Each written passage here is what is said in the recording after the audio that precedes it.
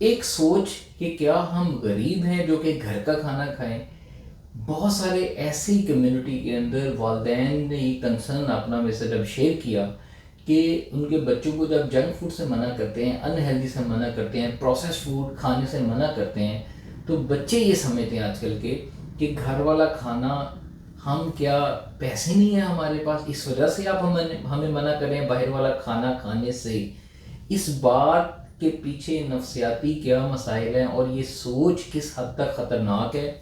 इसको कैसे बदला जाए, कुछ पेरेंट्स के लिए आज की एडवाइस इस मसले को लेकर बात करेंगे। और दूसरा एक और मसला कि जैसे जैसे हमारे घरों से कुकिंग का जो रवाज है वो बाहर निकलता गया, तो अल्टीमेटली बाहर से जो अनहेल्दी फूड थे, जो कन्वीनियंटली फूड थे, जो कि केनन की प्रोडक्ट्स हैं, ये सेब्रोसो की प्रोडक्ट्स हैं, फिर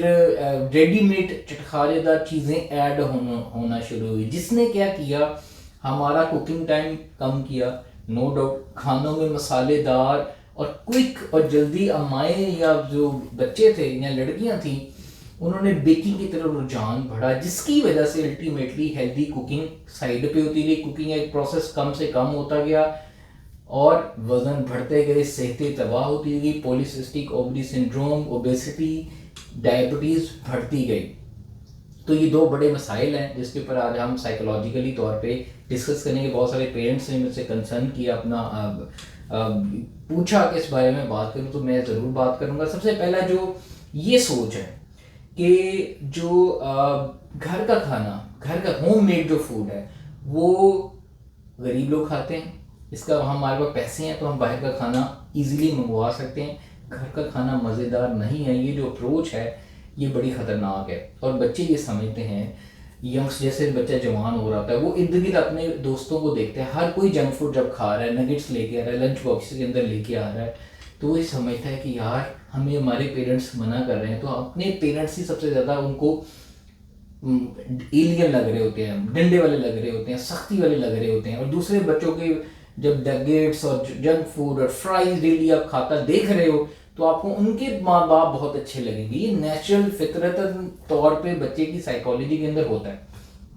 लेकिन ये गलत है। अब करना क्या है, ये इंतहाई जो है ना ख़तरनाक अप्रोच होती है। देखें बच्चे एसोसिएट कर लेते हैं, फिर क्या करते हैं, क्योंकि वो अपर क्लास में या फैशन या ट्रेंड के साथ अपने आप को अलाइन करते हैं, मतलब वो फिर ड्रग्स की तरफ भी इन्वॉल्व होंगे। वो क्या कहेंगे, वो कहेंगे कि यार वी हैव मनी,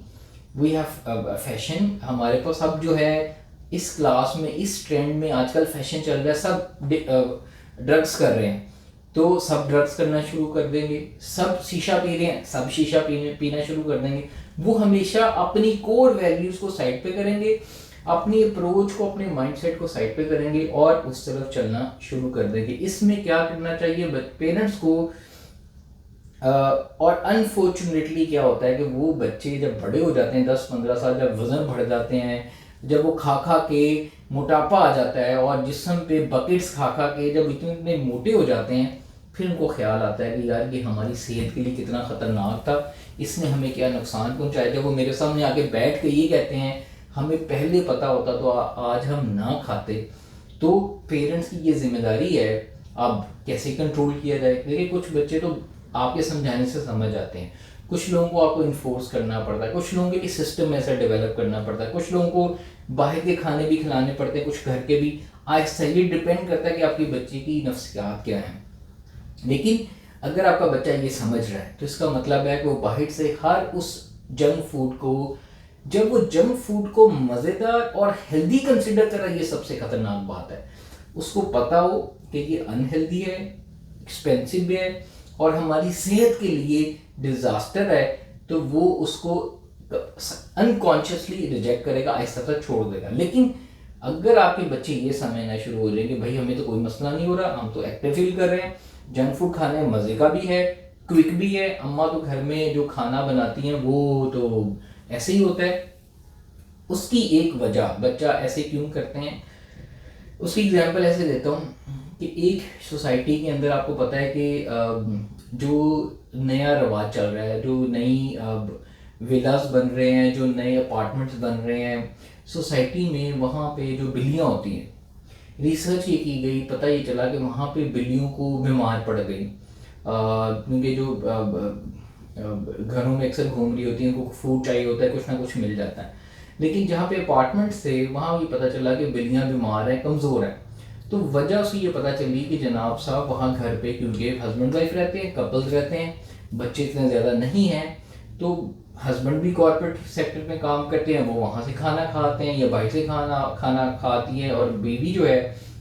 वो भी बाहर से मंगवा ली जाती है या खाना खा के आ जाते हैं, या घर में कुकिंग जो है वो कॉन्सेप्ट ख़त्म हो गया, अगर ज़रूरत पड़ी तो बाहर से मंगवा लिया, जिसकी वजह से इफ़ेक्ट ये हुआ कि घर में जो किचन में कुकिंग का प्रोसेस था उसमें जो फूड, फ्रूट्स, वेजिटेबल्स बनते थे वो बच नहीं रहे, वो वेस्ट की सूरत में बाहर नहीं बच रहे, जो बिल्लियाँ खा लेती हैं अक्सर। तो हुआ ये कि वो बीमार पड़ गई।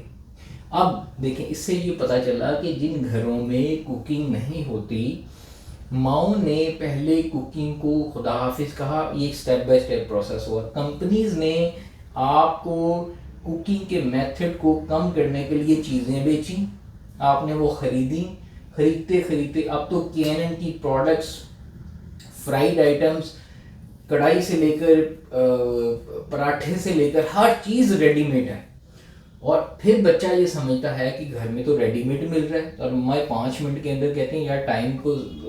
इतना क्यों सब्जियां काटनी है, ये करना है, जल्दी से यह बनाओ, बनाना शुरू कर दिए। और अगली बच्चियों ने कुकिंग के स्किल भुला दिए। जब वो भुलाए तो आप उसके नतीजे आप भुगत रहे हैं, उसका इफेक्ट बच्चों पे आया। फिर क्योंकि उनके अंदर बचपन से ही घर के खाने की जो स्ट्रिक्टनेस थी, शौक था, जो एक उन्होंने देखा नहीं,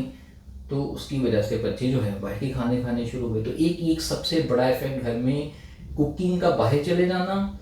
कन्वीनियंट फूड का, प्रोसेस फूड का, रेडीमेड फूड का, फ्रोजन फूड का किचन के अंदर, फ्रीजर्स के अंदर भरते जाना, और रोज़ उनका बनना और बेकिंग आइटम का धड़ाधड़ बनना, जिसकी वजह से सेहतें तो फिर तबाह होंगी। तो कहने का मकसद ये है कि इसके बहुत सारे फैक्टर्स हैं जो कि पेरेंट्स को देखना पड़ेंगे, और फिर बच्चों को ये समझाएं कि ये अनहेल्दी है, उनके अंदर आपने ये डालना है, उनको एजुकेट भी करना है। कॉन्शियस अवेयरनेस सबसे बड़ा सोल्यूशन होता है। ये ख़तरनाक हद तक बच्चे अगर ये समझना शुरू कर दें कि अनहेल्दी मज़े का भी है, दूसरा ये सेहत के लिए नुकसानदेह भी नहीं है, तीसरा हमारे पास पैसे हम मंगवा सकते हैं और ये जल्दी आ जाता है और हम इंजॉय जब मर्जी खा सकते हैं। ये चीज़ें आप उस बच्चे की, जब वो बड़ा होता है 20-30 केजीज, जब 25-30 साल में पहुंचता है 100 केजीज पे पहुंच जाता है, जब वो मेरे पास आता है या वेट लॉस की स्ट्रगल करता है, फिर उसको एहसास होता है कि वो हो ये तो मैंने अपने हाथों से अपनी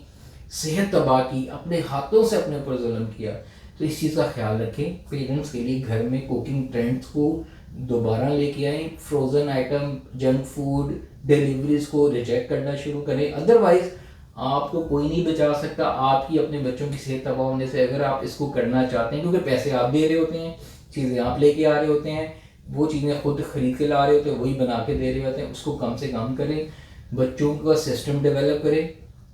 उनकी पॉकेट मनी पे पाबंदी लगाएं, उनके खाने पे पाबंदी लगाएं थोड़ा सा, और उनको हेल्दी की तरफ लेके आएँ। इसको बहसीयत वालिदैन घर में आपकी जिम्मेदारी है सिस्टम डेवलप करना, और बच्चों को डे टू डे बेस पे एजुकेट करें। इंशाल्लाह बहुत चीज़ें सीख जाते हैं वो, अगर आप सीरियसली इसको लें। टेक केयर, अल्लाह।